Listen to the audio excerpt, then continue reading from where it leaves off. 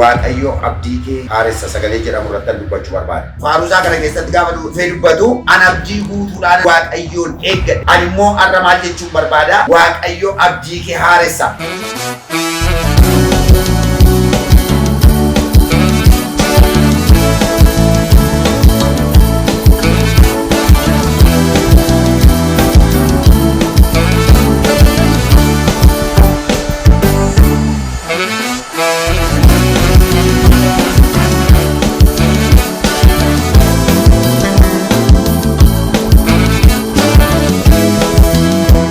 Akkam jirtu dhaggeeffattoota keenya, nagaan Waaqayyo isiniif haa ta'u jedha. Ganama kana egaa ergaanii isinii dabarsuudhaaf dhufeen jira. Nagaan Waaqayyo hunduma keessaniif haa ta'u jedha. Maqaan Waaqayyo eebbifamu. Faarfannaa Daawit lakkoofsa 1 kaasee hanga 3tti Waaqayyo abdii kee haaressa sagalee jedhamu irratti dubbachuu barbaada.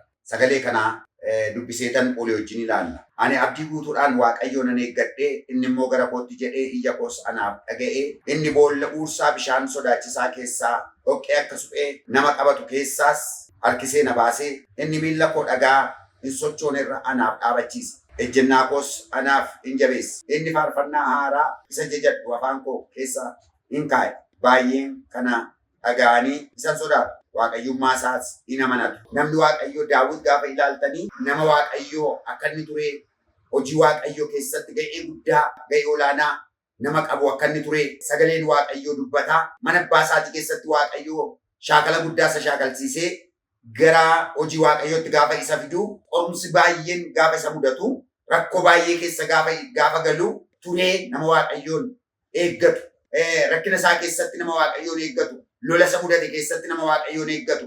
Haala keessa darbe keessatti nama Waaqayyoon eeggatu akka ta'e sagaleen Waaqayyoodhaa dhugaa nu ba'a. Asirratti gaafa dhufee dubbatu, egaa faaruusaa kana keessatti gaafa dhufee dubbatu, an abdii guutuudhaan Waaqayyoon eeggadhe. Ani abdii guutuudhaan Waaqayyoon eeggadhe. Ani immoo har'a maal jechuun barbaada? Waaqayyo abdii kee haaressa jecha jedhamuun mata duree qabadhee fuula keessan dura dhufee jira. Waaqayyo abdii kee haaressa. Namoonni kallattii adda addaa irratti tajaajila adda addaa keessa jirtan, hojii adda addaa irra jirtan, addunyaa kana keessatti namoonni waan adda addaa irratti bobbaatanii jirtan, Waaqayyo abdii keessan haaressa. Namoonni abdii keessan abdii kutattanii jirtan yoo jiraattan, hojii hojjettan keessatti namoonni abdii kutattan, jireenya jiraachaa jirtan keessatti, gaa'ela keessan keessatti namoonni abdii kutattan yoo jiraatanii fi Waaqayyo abdii keessan haaressa jedheen ganama kana ergaa isiniif dabarsuu barbaada. Waaqayyo abdii keessan haaressa. Abdiin akkamittiin haareffama? Yoo maal ta'e abdiin keenya haareffama gaafa jedhamu, sagaleen Waaqayyo iddoo kanatti maal jedhaa? An abdii guutuudhaan Waaqayyoon eeggadhe, innis immoo gara kootti jedhee iyya koo anaaf dhaga'e jedha. Abdii guutuun gaafa haareffamu maaltu ta'a? Waaqayyo iyya keenya dhagaa, boo'icha keenya dhagaa, boo'icha keenya dhagaa, imimmaan keenya arga. Akkuma imimmaan Haannaaqee Waaqayyo imimmaan keenya haqa. Akkuma imimmaan namoota baay'ee Waaqayyo irraa haqaa ture, akkuma kana Waaqayyo imimmaan keenya haqa. Iyya keenya dhagaa, boo'icha keenya dhagaa, gadda garaa keenya dhagaa. Kanaaf obboloota ko, namoonni kallattii adda addaa irraati Waaqayyo abdii koo haaressuu dide jettanii boo'aa jirtan, gaddaa jirtan yoo jiraattan, har'a ganama kana Waaqayyo kadhata kee dhagaa. Kadhati kee hin dhagaa. Kadhati kee hin dhagaa. Mata dureen kadhata keetiidha. Waaqayyo deebiitti si ilaala. Mata duree kadhata keetiitti Waaqayyo deebiitti si ilaala. Waaqayyo abdii kee haaressa kan hin jedheef kanaaf. Kadhata kee dhagee Waaqayyo abdii kee haaressa. Kadhata kee iyya keessatti bara meeqa boosse, sati namni meeqa mata duree laattee fi sati nama meeqaati kadhachiifattee kadhati kee dhaga'amuu dide, har'a ganama kana Waaqayyo abdii kee haaressuu sababa barbaadu kadhata kee dhagaa. Kadhata keetu dhaga'ama. Kadhata keetu dhaga'ama. Inni lammaffaan akkana jedha. Inni boolla uursaa bishaan sodaachisaa keessaa dhoqqee akka suphee nama qabatu keessaas harkisee na baase. Waan nama qabatu keessaas baase. Abdii kee haaressuuf Waaqayyo waan si qabee jiru, adeemsa kee waan qabee jiru, waan mul'ata kee qabee jiru, waan guddina kee qabee jiru, waan akka dhoqqeedhaa si qabatee jiru keessaa Waaqayyo butee si baasa. Si baasa butee Waaqayyo waan si qabee jiru keessaa si baasa. Haala itti qabamtee jirtu keessaa, lola keetti qabamtee jirtu keessaa, waan ittiin marfamtee jirtu keessaa, waan ittiin danqamtee jirtu keessaa Waaqayyo butee si baasa. Akkana jedha Daawit iddoo kanatti gaafa dubbatu, an boolla uursaa bishaan sodaachisaa keessaa dhoqqee akka suphee nama qabatu keessaa harkisee na baase. Achi keessaa harkisee na baase. Waan ba'uu isaan danda'amne keessaa, wanta humna ofiidhaan bahuu hin dandeenye, yaalii ofiin keessaa bahuu hin dandeenye, barumsa ofiin keessaa bahuu hin dandeenye, hojii ofiidhaan keessaa bahuu hin dandeenye keessaatii harkisee na baase. Arra Waaqee harkisee si baasa Waaqayyo. Arra waan si qabe keessaa harkisee si baasa. Waan si danqe keessaatii Waaqayyo harkisee si baasa. Kanaaf Waaqayyo abdii kee haaressa. Abdii kee haaressa. Inni gara biraan akkana jedha lakkoofsa 3:2 irratti akkana jedha. Inni miilla koo dhagaa hin sochooneerra anaaf dhaabachiise. Ejjennaa koos anaaf jabeesse. Miilla koo eessarra dhaabachiisedha? Dhagaan sochooneerra anaaf dhaabachiise. Miilla koo dhagaan sochoone bakka hin raafamne, bakka asiif achi hin jennerra miilla koo anaaf dhaabachiise. Abdii kee haaressuu gaafa barbaadu Waaqayyo akka ati lammata deebitee hin raafamne si godha. Lakkoofsuma 2 irratti gaafa ilaaltanii inni miilla koo dhagaa hin sochoonerra anaaf dhaabachiisa. Ejjennaa koos anaaf jabeessa. Maqaan Waaqayyo bara baraan eebbifamu. Inni miilla koo anaaf jabeessa. Waaqayyo har'a ganama kana miilla keessa olii gadi dhaabamu akka ati hin dhaabanne isa si godhu. Akka ati hin jabaanne isa si godhu. Akka ati fuula Waaqayyo irra dhaabanne isa si godhuti Waaqayyo jabeessa. Si jabeessa Waaqayyo. Si jabeessa Waaqayyo. Jireenya biyya lafaa kana keessaa isa nama ungulaalu kana gahaa, isa nama raasu kana keessaa, isa nama balleessuuf yookaas nama dadhabsiisuuf ariifatu kana keessatti Waaqayyo miilla kee jabeessa. Miilla kee jabeessa. Kanaaf miilla kee jabeessa. Gaafan abdii nama haaressa Waaqayyo gaafan jedhu Waaqayyo miilla kee jabeessuudhaan abdii kee haaressa. Adeemsa kee jabeessuudhaan abdii kee haaressa.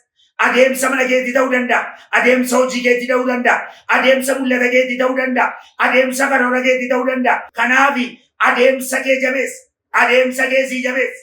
Hin raafamtu kana booda, hin mucucaattu kana booda, hin dadhabdu kana booda, adeemsi kee akka hin taane si gigaatu. Waaqayyo abdii kee gaafa haaressu miilla keessa mucucaatu dhaabachiisa Waaqayyo. Adeemsa keessa mucucaatu akka inni dhaabatu, akka inni ejjennaan saachumatti jabaatee dhaabatu godha. Galanni Waaqayyoof haa ta'u. Inni gara biraan abdiin namaa gaafa haareffamu faarfannaa haaraa afaan kee keessa ka'a. Galataaf si godha Waaqayyo. Nama galataa si godha. Akkana jedha lakkoofsa 3 irratti, boqonnaa 40 lakkoofsa 3 irratti. Inni faarfannaa haaraa isaanittiin isa jajadhu afaan koo keessa naaf kaa'e jedha. Faarfannaa haaraa afaan kee keessa ka'a. Galateeffachaa akka adeemtu si godha. Bo'aa akka adeemtu si godha. Gaddaa akka adeemtu si godha. Yeroo hundumaa imimmaan kee dhangalaasaa akka adeemtu si godha. Adeemsi kee kana boodee kana ta'a. Waaqayyo galataaf si godha. Galataaf si dhaaba. Lafa deemtutti Waaqayyoon akka galateeffattu Waaqayyo si godha. Bo'aa akka adeemtu si godha. Yeroo hundumaa guungumaa akka adeemtu si godha. Yeroo hundumaa gaddaa akka adeemtu si godha. Yeroo hundumaa daalachaa akka adeemtu si godha. Waaqayyo afaan kee keessa galata ka'a. Afaan kee keessa galata ka'a. Afaan kee keessa faarfannaa galataa ka'a. Yaada galataa ka'a. Kadhata galataa ka'a. Deemtee akka galateeffattu si godha.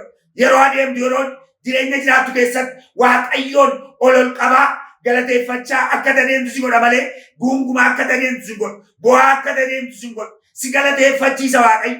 Mana kee galataan guuta Waaqayyo. Jireenya kee galataan guuta Waaqayyo. Tajaajila kee galataan guuta Waaqayyo. Hojii kee galataan guuta Waaqayyo. Yaada kee galataan guuta Waaqayyo. Maatii kee galataan itti ol gala Waaqayyo. Si galateeffachiisa. Si galateeffachiisa. Jireenya galataa si ilaala. Maqaan Waaqayyoo bara baraan eebbifamu. Inni dhumaadhaa Waaqayyo abdii namaa gaafa haaressu namoonni baay'een nu ilaalanii gara Waaqayyootti akka isaan deebi'an nu godha. Lakkoofsuma 3 irratti maal jedhaa? Baay'een kana arganii isa hin sodaatu, Waaqayyummaa isaas hin amanatu. Baay'een nu ilaalanii namoota baay'eetu nu ilaala. Namoota baay'eetu adeemsa keenya ilaala. Namoota baay'eetu jireenya keenya ilaala. Namoota baay'eetu oolmaa keenya ilaala. Namoota baay'eetu mana keenya ilaala. Kanaaf namoonni nu ilaalan gara Waaqaatti akka isaan deebi'an, gara Waaqayyoon amanachuutti akka isaan deebi'an nu godha.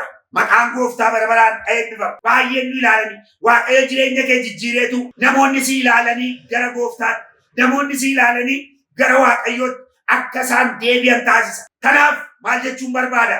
Waaqayyo abdii keessa dhume haaressa. Abdii keessa dhume haaressa. Abdii mana keetii isa dhume. Abdii gaa'ela keetii isa dhume.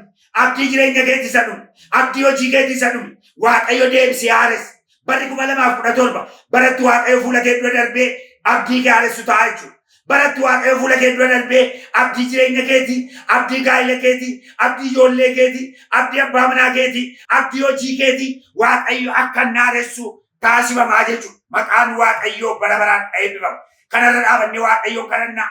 hundumti keessan bakka jirtan jiraattanii Waaqayyoon olii wajjin kadhan. Yaa Waaqayyo abbaa keenyaaf gooftaa keenya si galateeffannaa ololchi qabnaa maqaan kee bara baraan eebbifamu. Jaalala kee taanaan yaa Waaqayyo gooftaa ergaa kee kanaan gara namootaa dhaquu waan jaallatteef si haa galatu. Amma immoo ergaa kanaan maqaa Yesuusiin yaa Waaqayyo jireenya namootaa akka taaressu, abdii namootaa akka taaressu, abdii nume akka taaressu, abdii yaa Waaqayyo fala hin qabne akka ati falatti gootu maqaa Yesuusiin adiraa keessa galan. Ati nu wajjin ta'i, ati nu gargaar. Maqaan kee bara baraan eebbifamu. Galanni guddaan siif haa ta'u maqaa Yesuusiin. Ameen.